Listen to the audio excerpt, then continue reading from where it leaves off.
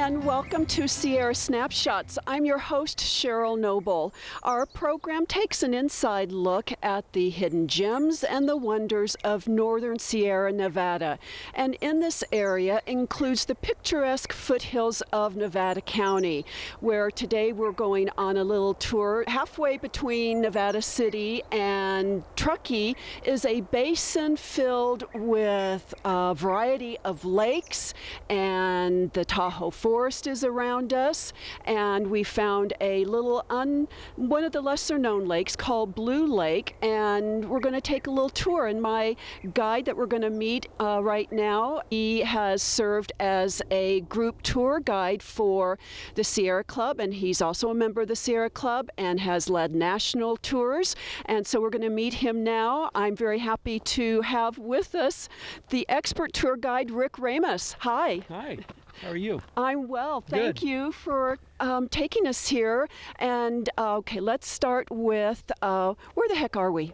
Well, we're at Blue Lake, which is right outside the Grouse Ridge recreational area, which is on the other, just over the ridge, right over there. Okay. Blue Lake is a part of the series of the water transport system that the PG&E and PCWA, which is Pulaski County Water Agency, and NID all utilize for getting the water down to Sacramento and beyond. And also they utilize it for power. So what we have here, to get here, you go like you're going to go to Bowman Lake. In fact, you take that off of Highway 20, Bowman Lake Road. Correct. Highway 20, Bowman Lake Road, and you follow it back about 4 miles just past Fuller Lake, and then you have the turnoff. There's several scout camps and private inholdings inside the Tahoe National Forest, which are along these lakes too. So we're going to be going across private property. Right. So we always have to honor the property rights of those people. And there's easements typically on the private property, yes. And the trails meander in and out, so stick on the trails. Yes, and they're marked. Forest Services come along and marked when you go off and onto their property. Great. So it's pretty easy. Okay, we are in front of Blue Lake, although it doesn't look so blue now. We're in the middle of winter. Yeah, we've gotten a nice October, well into winter, and this is end of December, and we're lucky because there's generally about 4 to 6 feet of snow at this time of year. As you can see, the lake is frozen, so it doesn't give that bluish hue. It actually gives an off gray. But during the summer, spring, fall, it is definitely blue.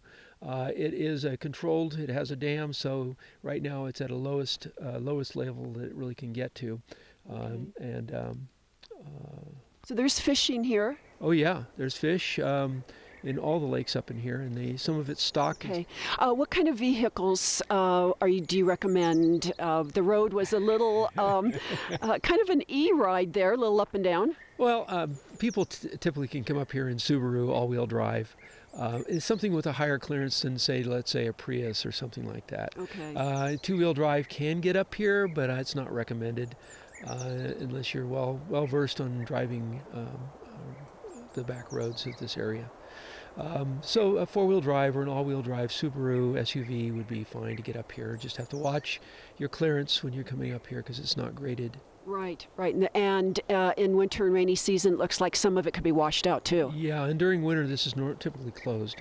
Okay. They don't plow it. They don't maintain the road. Matter of fact, we passed coming in here where the PG&E keeps their snowcats and stuff to come up and check on these areas during the winter. The workmen come in here all year long. Okay, I'm anxious to take a little hike. Where are we going from this point? From here, I thought we'd go up and take a good 360 view of the area from Zion Hill. And Zion Hill is right up this way, and it's about a 300 or 400 foot climb. But from there, we get a good view of the area. It's only about a half a mile hike, so it's not that far, and it's a scramble, but it's really easy. It's easy, good. A moderate hike. We like that. What's the elevation here? We're right around 6,000, 6,200. Okay, love it. Okay, we're going off to Zion Hill. Come along.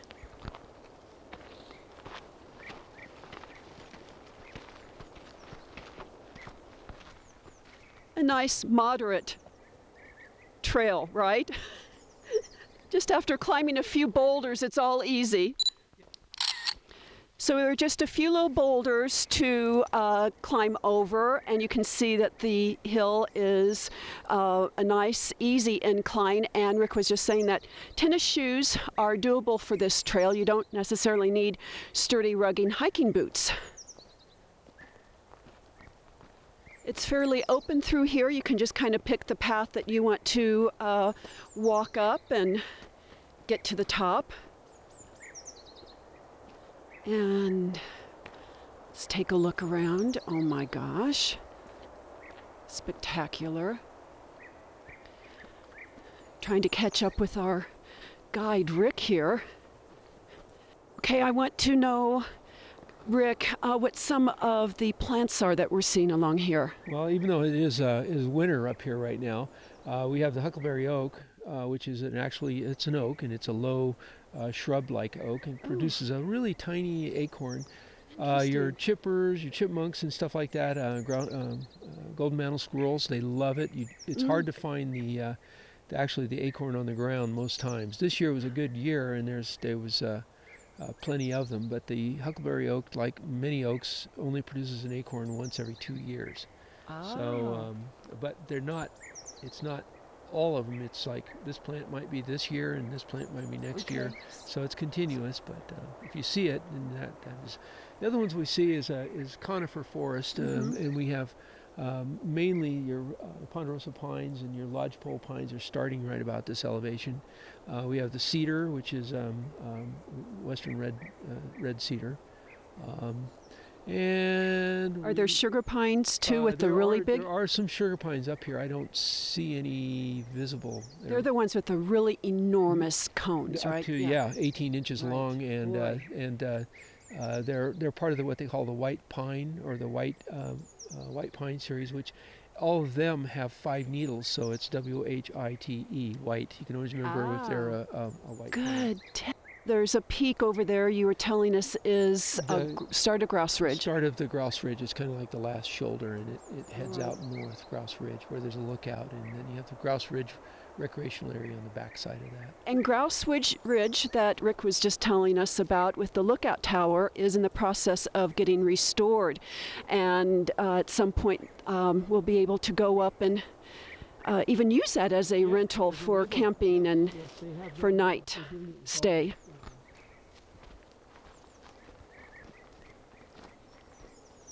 Oh yeah, I'm looking at the burned area over here.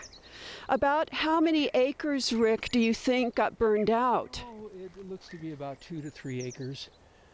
But again, it looks like it might have been a lightning strike, but it's so close to where the campground is. Oh. My thinking is it probably is some because there's a lower trail that takes you around the lake.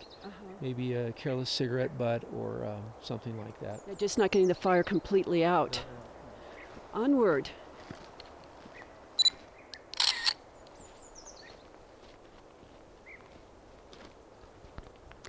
Rick, do you know how many lakes are in this basin area? Well, in this area right here, there's we know of 4, and in this basin, this one single basin, you have 4. You have Fuller, Rucker, and Blue. But if you go over the hill to Grouse Ridge, there's 10 or 15 just in that little basin. Then down below, we also have Eagle Lakes, which is it's plural because there's more than one lake in there. So it's kind of like a step.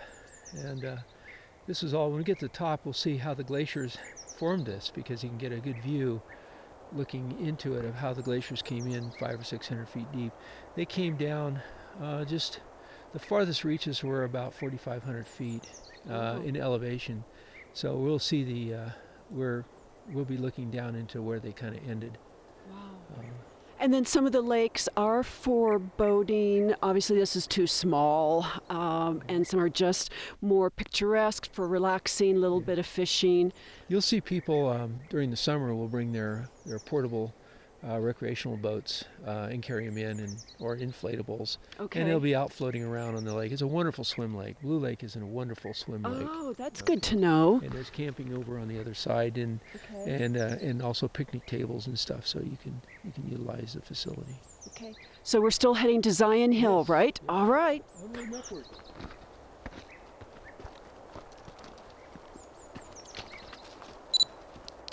we're partway up Zion Hill.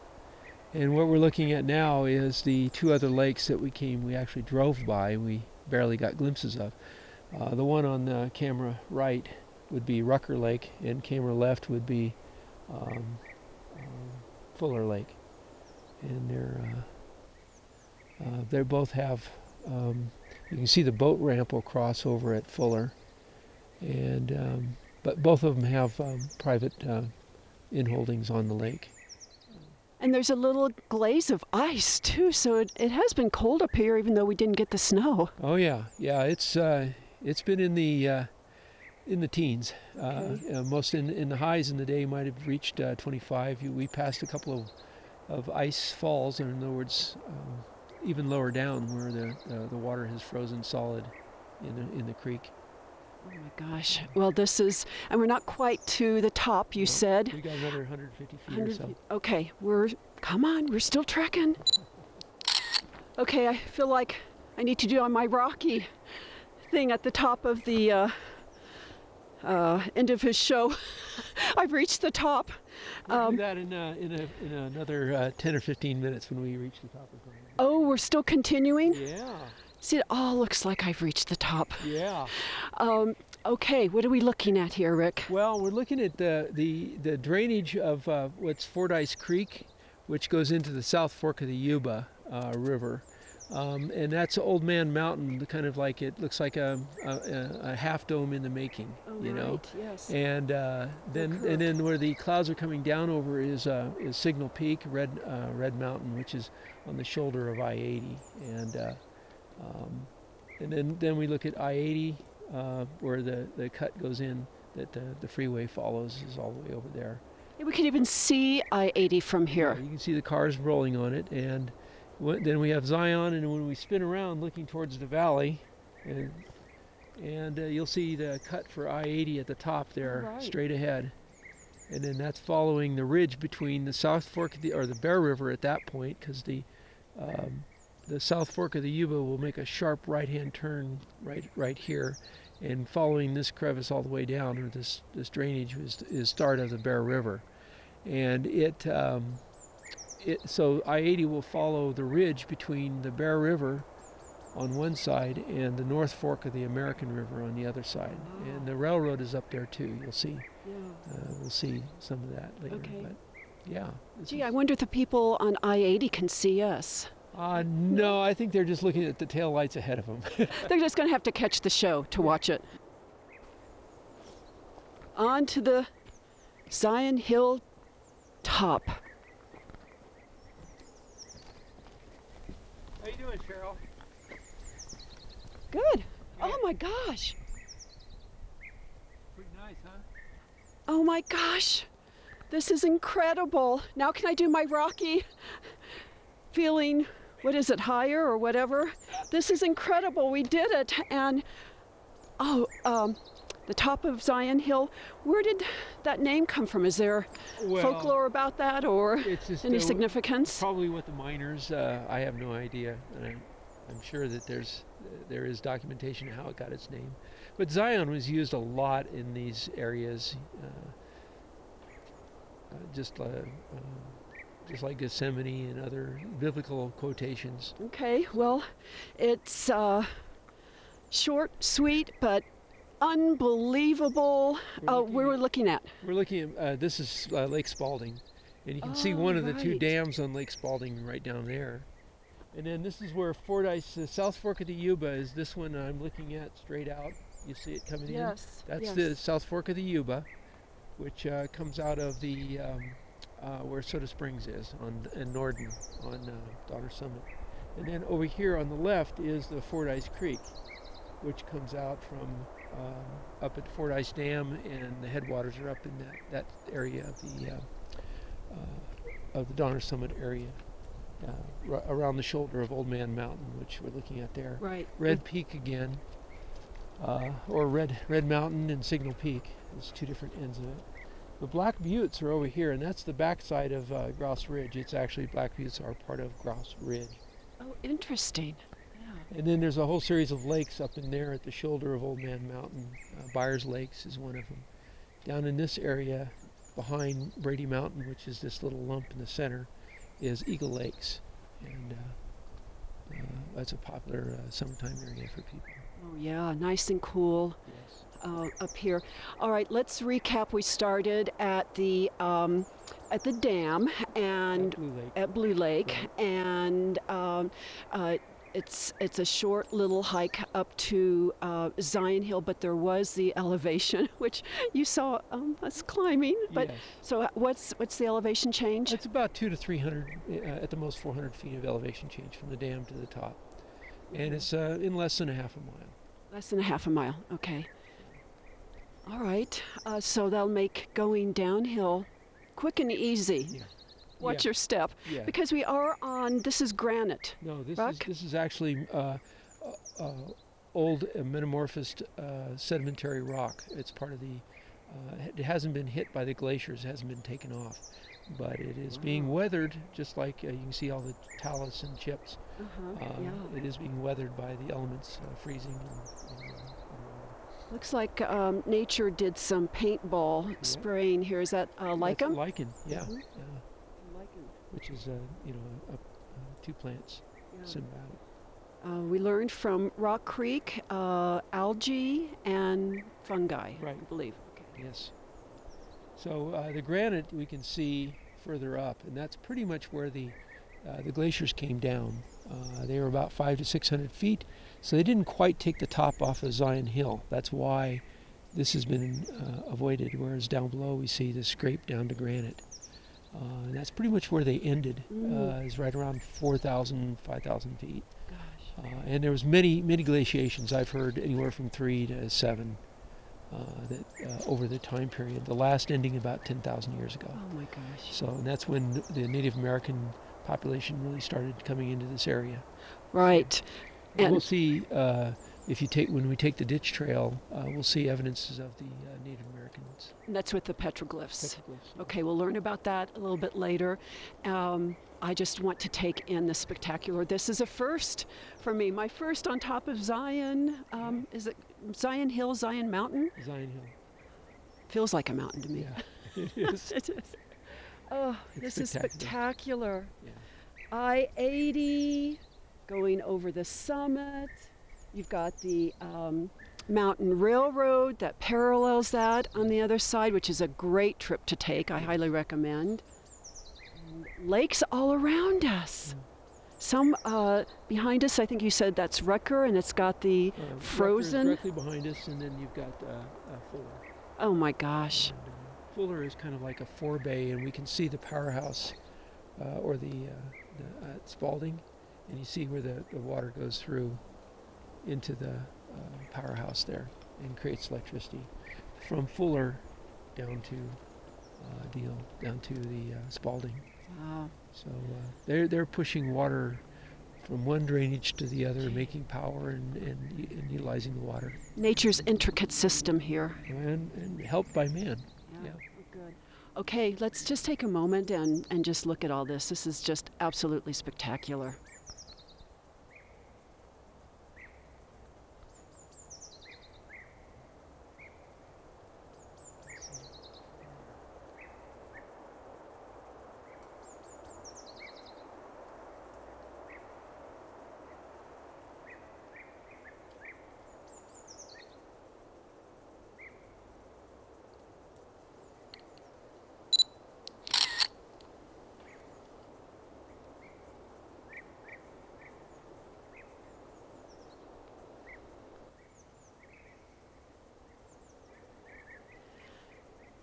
Okay, we got back down off of Zion Hill, and we're at the entry of the lake. In fact, we're on the dam. And Rick, I know we stopped to talk about points of interest, but if somebody were just to hike up to Zion Hill and back down, about how long would it be? Oh, about 40, 45 minutes there and back at a normal pace. And who wouldn't want to stop and look at the vistas? But be sure to take a wind shirt in the fall or early spring, because as we noticed, the breeze can pick up rather quick up there and cool Right. you down, and then it gets uncomfortable. Yeah, but it was spectacular. Okay, we're going to walk along the lake now, and where are we going across, following the lake here? We're going to go across and then drop off the dam and follow that lake shore all the way around, and then go up to near where that little cabin is. We're going to come to the left of the cabin. There's a trail up to the trailhead. Okay. That takes us along. There's a little picnic area in the trees over there that's a swimming area during the summer. Great. It's nice and flat, too. Woohoo! Okay, let's go.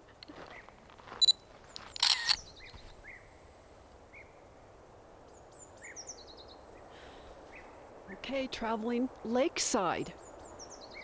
Great view from here. The lake is calm, a little glazy with ice shavings.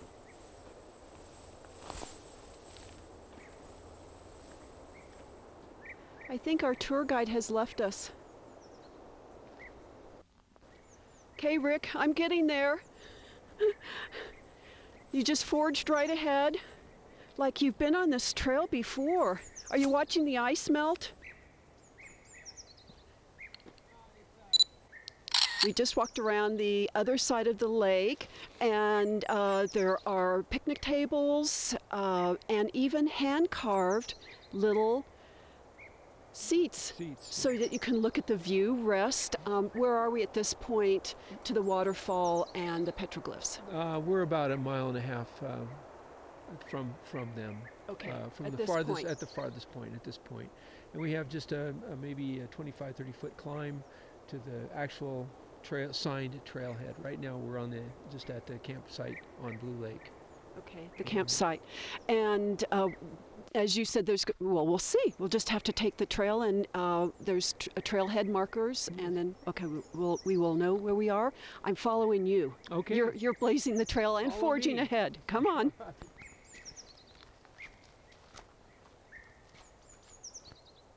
Okay, Cheryl, I just wanted to stop here for a second and show you that this is a pine cone, but this is actually from a Jeffrey pine. And it looks similar to a ponderosa. They're really close, except the Jeffrey in its bark has a slight smell of vanilla. Ooh, and then okay. also its pine cone, it doesn't prick you when you go like this. Like it. Whereas a ponderosa pine, so to tell the two is you pick up the pine cone, you go like this, and if it's a prickly ponderosa, you know what you got, and if it's a gentle Jeffrey, Okay. you know what you have. Okay, so go ahead, you can grab it, and you Yeah. can see that the actual little points go inward Inside. on the Jeffrey, whereas a ponderosa, they go out. Well, somebody designed this right. Yes. I like it. Yes. Okay, anxious to get to the trailhead. All right. They got to do something about the sap with this, so I like the design of the pine needles, but the sap.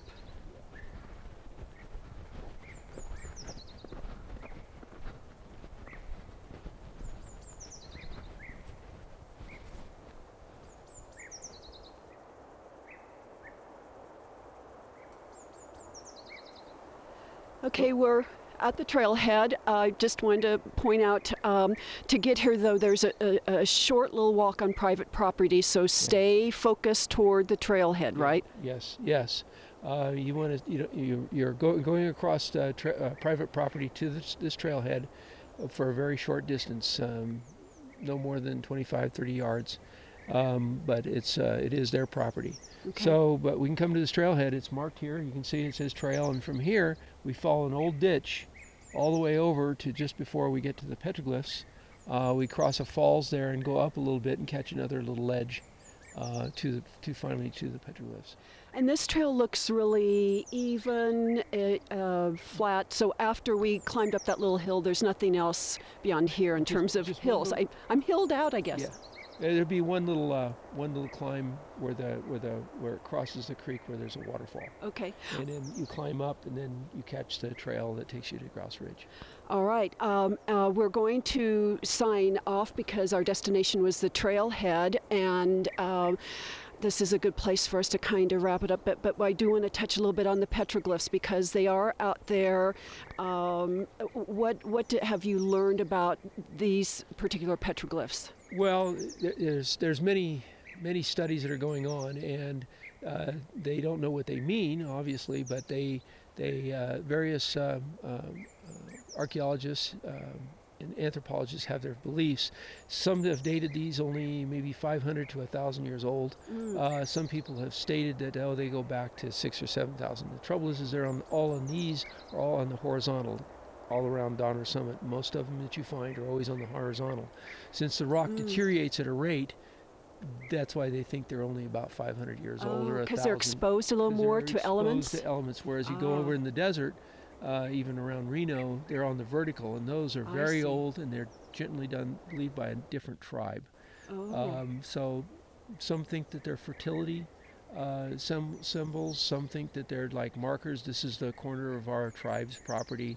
They have but no one knows for sure. Right. I mean, they're not around, and even the relatives of the tribes that are in this area can't give you a specific. Gosh, they didn't leave any diaries, or I guess their artwork is their diary. Their artwork is their diary, yes.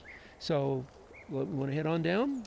Yeah, let's head on down. And one thing I did want to say, if you do come across these petroglyphs, don't destroy them. Don't try to chip them out. Good point. We come across areas where people have actually, because of the way the granite is, it likes to onion skin when it exfoliates. So people will break it and then take it home.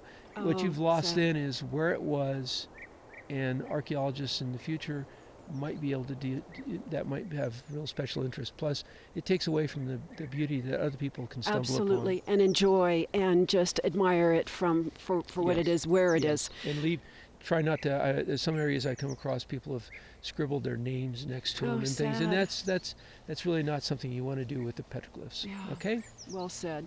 Okay, thank you so much for joining us today at Blue Lake, which is off of Highway 20, in between Nevada City and Truckee. And Rick Ramos, our guide today, thank you so much for your expertise and knowledge on the trails. You're a good guide. Thank you. And putting up with a novice like me. All right. Thank you very much. It was an adventure. It was a pleasure. All right. See you next time. Bye.